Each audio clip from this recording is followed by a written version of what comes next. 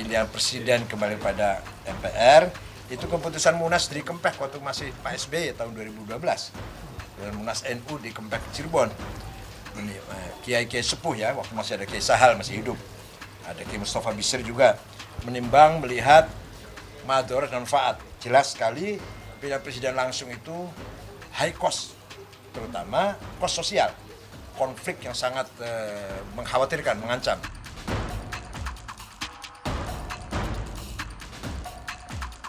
Bahwa saya ini produk dari pemilihan langsung. Sehingga saat itu waktu ada keinginan untuk amandemen, apa jawaban saya? Apakah bisa yang namanya amandemen itu hanya dibatasi untuk urusan haluan negara?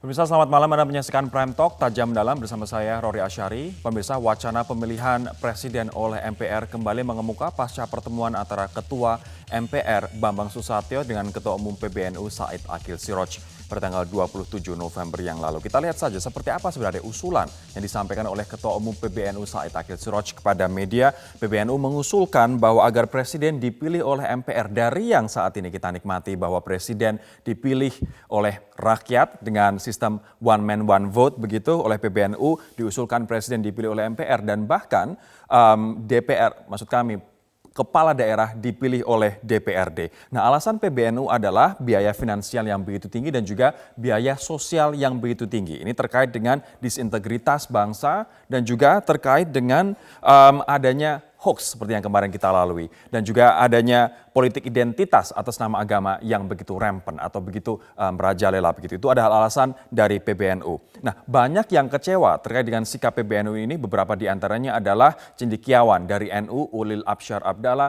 dan juga adik dari Gus Dur sendiri, yakni Gus Solah, yang mengaku bahwa ini menyalahi asas begitu apa yang disampaikan oleh Said Akil Siroj. Nah, ada setidaknya pemirsa selain wacana terkait dengan presiden dipilih oleh MPR, ada setidaknya 3 wacana yang berkembang saat ini. Kita akan lihat slide selanjutnya. Ada juga yang mengatakan bahwa presiden sebaiknya diberi mandat selama 3 periode. Kalau kita saat ini menikmati atau melihat presiden menerima mandat 2 kali 5 tahun, ada usulan juga bahwa presiden dipilih untuk 3 periode, 3 kali 5 tahun begitu. Ada juga yang mengusulkan bahwa 1 periode masa jabatan presiden selama 8 tahun. Jadi bukan 1 kali 5 atau 2 kali 5, tapi 1 kali 8 tahun. Nah, menurut sejumlah pengamat, usulan-usulan ini merupakan pertanda mundurnya demokrasi dan syarat kepentingan politis. Tapi menarik untuk menyimak apa yang ingin disampaikan oleh Presiden terkait dengan usulan-usulan yang mengemuka saat ini. Berikut adalah pernyataan dari Presiden Jokowi. Sejak awal sudah saya sampaikan bahwa saya ini produk dari pemilihan langsung. Sehingga saat itu waktu ada keinginan untuk amandemen, apa jawaban saya?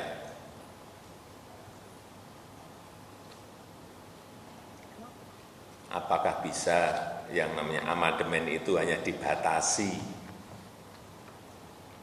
untuk urusan haluan negara? Apakah tidak melebar kemana-mana? Ya, sekarang ini kenyataannya seperti itu kan? Ada yang lari ke presiden dipilih oleh MPR, ada yang lari presiden 3 periode, ada yang lari presiden 1 kali tapi 8 tahun, kan kemana-mana seperti yang saya sampaikan. Jadi lebih baik tidak usah amandemen. Kita konsentrasi aja ke tekanan-tekanan eksternal yang sekarang ini bukan sesuatu yang mudah untuk diselesaikan.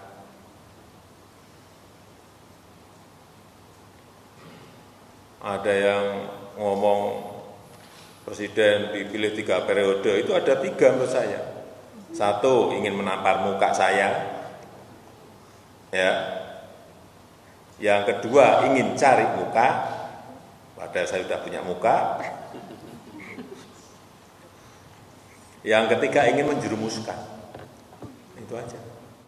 Nah, selain usulan presiden dipilih oleh MPR, ada juga usulan bahwa kepala daerah dipilih oleh DPRD. Kita bisa bayangkan bersama apabila kepala daerah dipilih oleh DPRD, tidak akan ada wali kota Solo namanya Joko Widodo, tidak akan ada gubernur DKI Jakarta namanya Joko Widodo, dan tidak akan ada presiden namanya Joko Widodo. Nah, kita akan membahas terkait betulkah Pilpres diubah sehingga dipilih oleh MPR ini merupakan jalan yang terbaik atau justru malah ini merupakan kemunduran demokrasi. Kita akan berbincang dengan 3 orang narasumber. Ada Mbak Titi Anggraini, Direktur Eksekutif Perludem, Perkumpulan untuk Pemilu dan Demokrasi. Mbak Titi, selamat malam. Selamat malam, Mas Rory. Ada juga Mbak Bivitri Susanti, ahli hukum tata negara, salah satu pendiri Pusat Studi Hukum dan Kebijakan. Mbak Bivitri, selamat malam. Selamat malam. Saya juga akan menyapa dari luar studio ada Ketua Umum PBNU, Kiai Haji Said Akil Siroj. Pak Said, Assalamualaikum.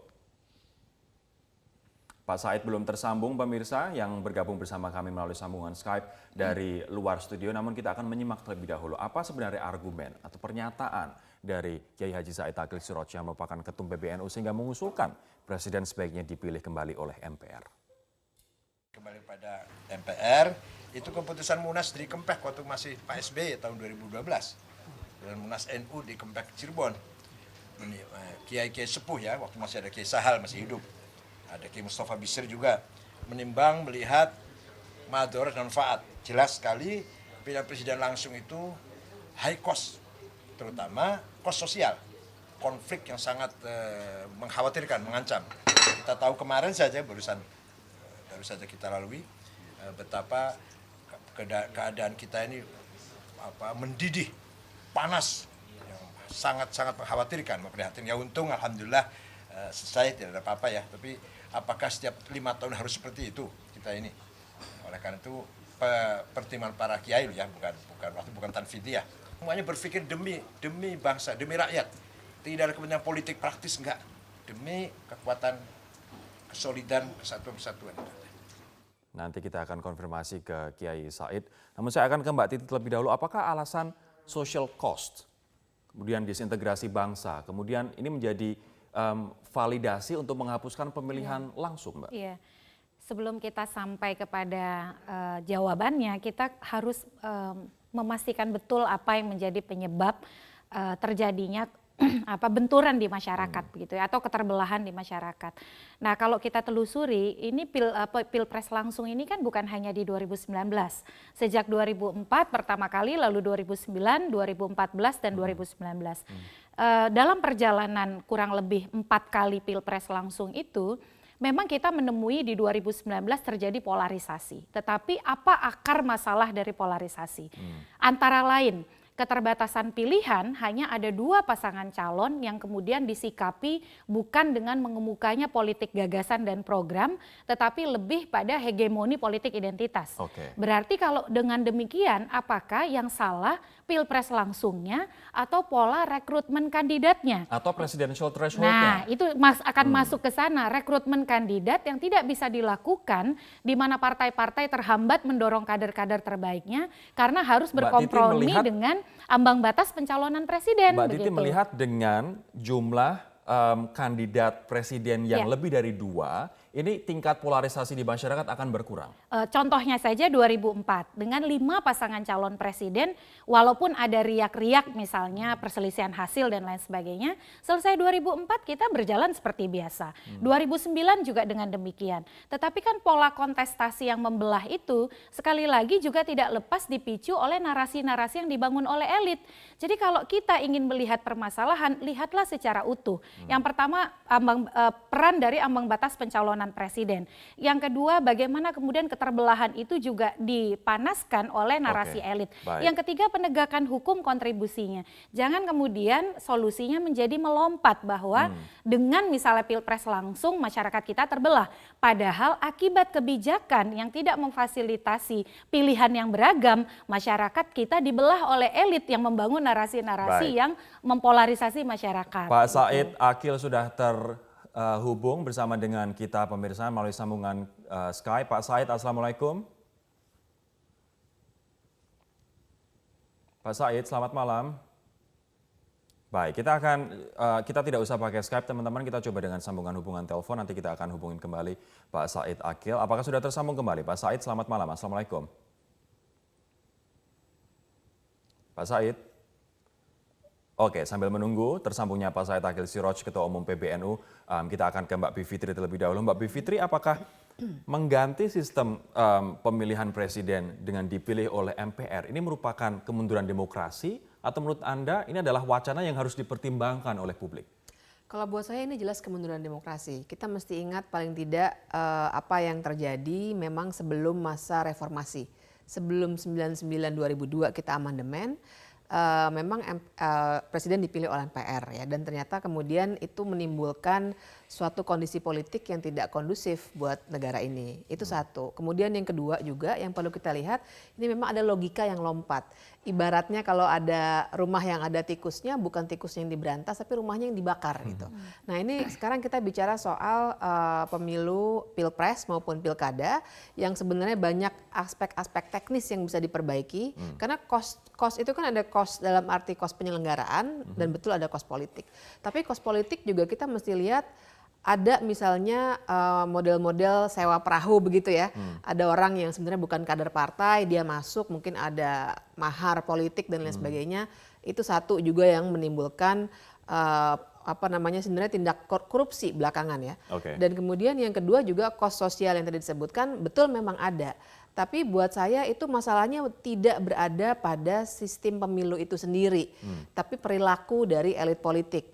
Perilaku semacam apa, yaitu untuk tadi yang kalau dikatakan oleh Titi tadi menarasikan hal-hal yang bisa membelah masyarakat begitu ya. Nah, hal-hal seperti itu yang seharusnya diselesaikan di tingkatan teknis, tapi bukan dengan meniadakan pemilunya itu sendiri. Baik, nanti saya juga akan tanyakan bahwa demokrasi atau pemilihan langsung tidak ada kaitannya dengan kesejahteraan ekonomi suatu bangsa. Nanti saya ingin bagaimana Anda berdua melihat terkait dengan adanya logika seperti ini. Kami akan kembali sesaat lagi.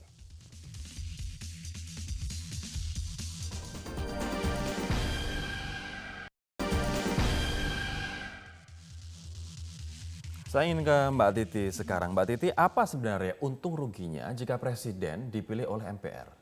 Ya, sebenarnya tidak bisa disandingkan ya. Ini kan pertanyaannya apa untung ruginya kalau dipilih MPR dibandingkan dengan pilpres langsung begitu. Ada yang tidak bisa dibeli dari pemilihan oleh MPR, yaitu legitimasi yang kuat dari masyarakat. Pembangunan sebuah bangsa itu bukan hanya pembangunan fisik, tetapi juga pembangunan manusianya. Ketika manusianya didengar, difasilitasi suaranya, kemudian akan ada ikatan yang kuat, pengakuan pada negara, sehingga kemudian dia akan merasa sebagai warga negara yang terikat dengan pemerintah dan segala produknya. Apa ruginya? Ya, ruginya ya kita mempertaruhkan sesuatu yang gini ya, kalau kita bicara persoalan kita hari ini, politik biaya tinggi misalnya, selalu nanti muaranya adalah soal misalnya beli perahu, lalu kemudian biaya kampanye yang mahal, kontestasi yang cenderung misalnya pasar bebas, itu muaranya di mana? Aturan yang dibuat oleh elit, lalu keterbelahan sosial di masyarakat, muaranya di mana? Kontestasi yang dibatasi oleh ambang batas pencalonan presiden,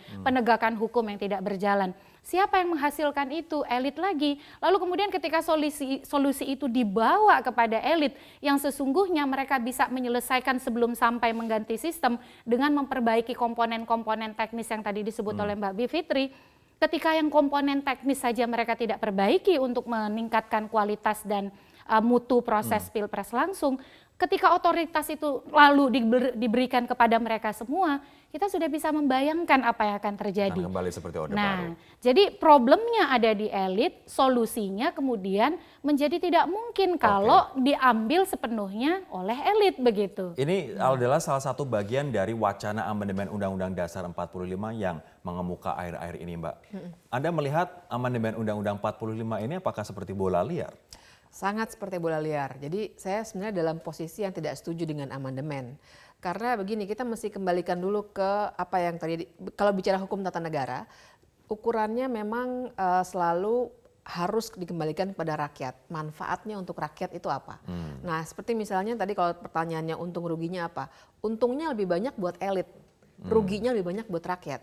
Begitu, mungkin di situ tempatnya Kita kehilangan hak privilege kita untuk memilih presiden secara langsung. Betul, dan kalau kembali ke soal amandemen misalnya, pertanyaannya lagi-lagi, apakah kita amandemen ataupun perubahan konstitusi itu biasanya mengikuti perubahan politik yang luar biasa, baik positif maupun negatif. Positif seperti di kita dulu tahun 99 2002 itu buah dari reformasi. Negatifnya kalau kudeta misalnya kemudian ada amandemen. Baik. Nah, di sini kita tidak punya suatu peristiwa politik yang luar biasa, biasa-biasa saja begitu. Rakyat juga lebih banyak mendiskusikan sesuatu yang sifatnya lebih teknokratis Sehingga tidak ada alasan begitu kuat. ya. Ya, sehingga tidak ada alasan yang kuat, sehingga pertanyaan besarnya ini untuk keuntungan siapa? Kita akan buat saya itu tanyakan keuntungan elit. kepada Kiai Said. Pak Said, artinya kalau ini Presiden dipilih oleh MPR, yang akan menerima keuntungan siapa? Assalamualaikum warahmatullahi wabarakatuh. Waalaikumsalam. Pada dasarnya pendapatnya Musyawarah Nasional YGNU tahun 2012 tidak didasarkan kepada politik praktis sama sekali. Jauh dari itu semua. Hanya melihat dari kacamata agama, ada kaidah fikih yang mengatakan darul mafasid muqaddam ala jalbil masalih. Mencegah kemadaratan harus didahulukan dari mencapai kemaslahatan. Memang idealnya kita ingin mencapai yang kita cita-citakan, yang kita inginkan. Tapi kalau itu mendatangkan kemadaratan, maka yang ideal itu kita pinggirkan dulu, kita kesampingkan dulu, yang kita Pak Said, dulukan. apakah dengan dipilih oleh MPR ini juga tidak menimbulkan mudoratan? Kita menjadi saksi seperti apa Orde Baru 32 tahun ketika MPR hanya menjadi tukang cap stempel. Sudah barang pasti dong, kita di era sekarang tidak kembali ke Orde Baru, tidak. Pasti MPR-nya juga tidak seperti yang dulu. Kita kan pemilihan juga bebas, partai juga banyak, tidak kayak dulu partai hanya sebagai pelengkap lah. Yang jelas begini, setiap 5 tahun pemilihan pilkada presiden langsung ini pasti memakan korban, nyawa dan sekian yang luka. Dan juga ketegangan konflik di tengah-tengah masyarakat. Hanya karena sebab pilihan 5 menit nyoblos ke TPS, ruang TPS, kamar TPS. Nah, kemudian sistem yang seperti ini hanya di Indonesia. Kita di Amerika aja nggak seperti ini kan. Makanya electoral college, apa namanya? Electoral College. Electoral college, ya. Kemudian di Amerika tidak ada pilihan desa, kepala desa. Tidak ada pilihan wali kota atau bupati. Yang ada cuma gubernur, presiden, dan partai. Presiden pun tidak langsung seperti yang kita rasakan sekarang. Jadi begini, bukan masalah kos materi, masalah uang nomor 2 lah. Tapi lebih pada kos sosial. Ya. Baik, kami akan jeda terlebih dahulu Pak Said. Kita akan kembali dengan segmen terakhir hari ini. Prime Talk hadir hanya 30 menit. Kita akan bahas dan juga crossfire terkait dengan apa yang disampaikan oleh Pak Kiai Said sesaat lagi.